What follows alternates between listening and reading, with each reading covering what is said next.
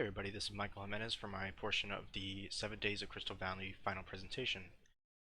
Austin briefly talked about it in his video, but he was a lot more on the front end of things, handling a lot of the UI, visuals, things like that, whereas I was more on the back end, handling some scripting, as well as majority of my time spent on the dialogue system.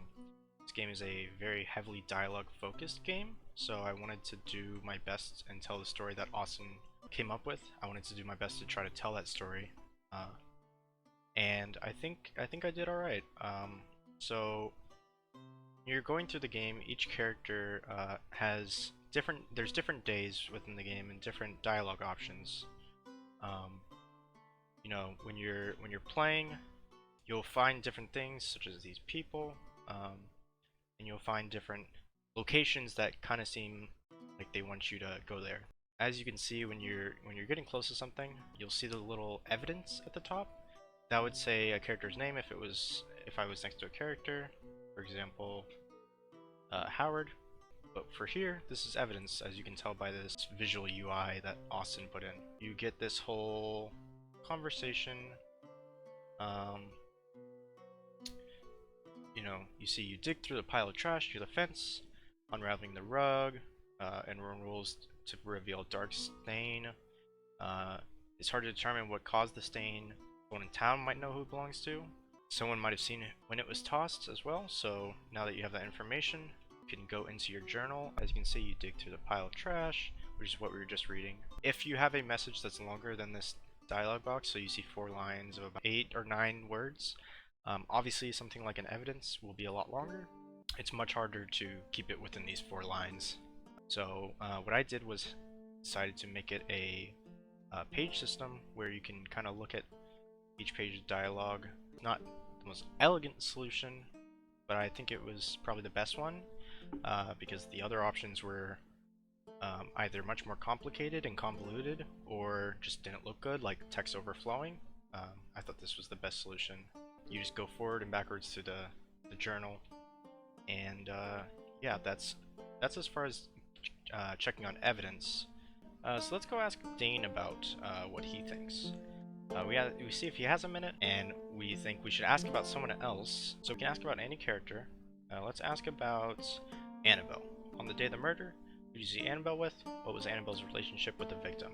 We can ask either of these questions. Let's ask about who he saw Annabelle with. So on the day of the murder, he poked his head out of the door for the festival. He's not quite sure who they spoke with. That text went kind of fast, so if you want it to go a little slower, or just have, as much time as you need, you can open up the journal and see. You ask him, you got a minute? Think to yourself, you should ask them about someone else. He picked Annabelle, and then on the day of the murder, who did you see Annabelle with? And his response was, I only poked my head out the door for the festival. I'm not quite sure who they'd speak with. So each character will give you different dialogue options. As previously mentioned, Austin wrote a bunch of dialogue. I think he said almost 200 pages of dialogue. Fortunately, just with the sheer quantity, I wasn't able to get it all implemented, but I did get a lot. So checking out the actual dialogue system, you can see that there's a lot. So this is day 1's conversation tree. This is day 2's, day 3, not as many options, and day 4's dialogue options, again, not as many, because it's starting to narrow down as you go farther. By day 3 or 4, you should start having an idea of who you want to talk to. So looking at the dialogue trees, we see this is day 1's conversation. As we talked with Dane earlier, we see you start here at this node, go on to the next node, where you ask if he has a minute. Var equals conversant is where that's who you're speaking to. So the dialogue database has its whole system set up. Again, just to reiterate from the beginning of the semester, this was a asset that I purchased and then learned how to use, edited things here and there for my personal use for this project. So I didn't make this entire dialogue system, I just learned how to use it and learned how to combine Austin's dialogue with this dialogue system's shell, essentially. Here's where you think to yourself you should ask about someone else. It connects to all the different characters. In here you see that while it does talk about the actors and their archetypes, When you're actually talking to them, it will show their names. You're not actually going to see the archetypes. That's obviously to keep the archetypes hidden.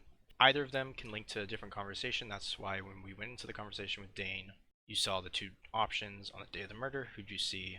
Other name. Other name is the character that you choose up here. It gets set by this, and it links to all these different options. Just to show you, this is day one. This is all of the dialogue for day one. Who did you see them with on the day of the murder? This is all of the dialogue.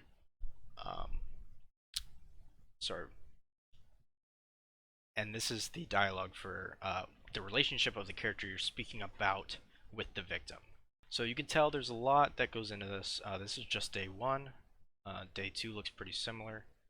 By day 3 and 4, you're starting to get a lot closer to who it is. So you're kind of narrowed in, so there's not as many options because you're more focusing in on who exactly you think it might be. And then day 4 is a similar situation.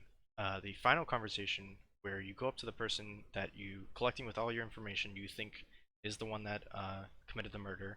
You go up to them and then you get flavor text again telling the story written by Austin of whether it was them or if you chose incorrectly. That's unfortunately incomplete.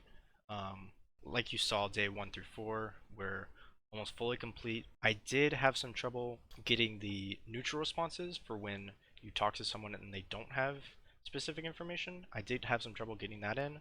I don't think it would take too long, but because we're at the end of the line, it's not here, unfortunately. And my apologies about that. Each piece of evidence is tied to a character. In the world, you can see evidence location. For example, this garden behind the mayor's house is a piece of evidence. When you go there, Austin has it so there's this golden glow that tells you, hey, there's evidence here, you should come and investigate it. So that's done by the dialogue system as well. As I said, a lot of the dialogue system was just getting everything to play nice with each other.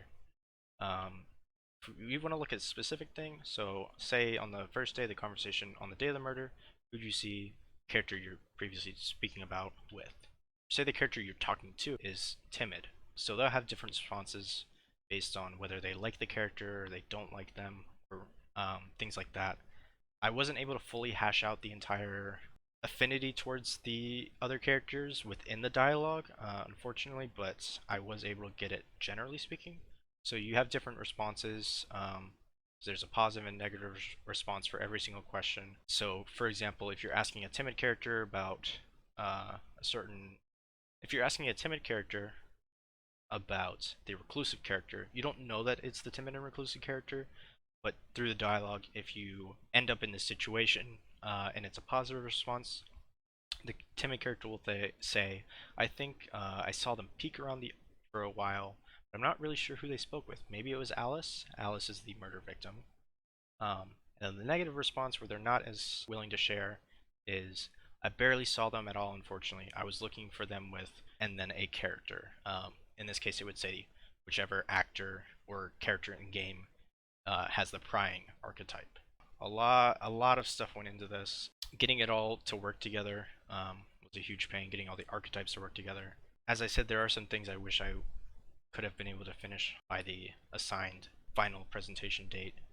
As I mentioned, there's some things that didn't quite make it that I wish would have, just due to time constraints, which I will be working on during the summer, just in my own free time, because I want to be able to completely tell Austin's story and spend a lot of time in this. I really want to see it come to full fruition.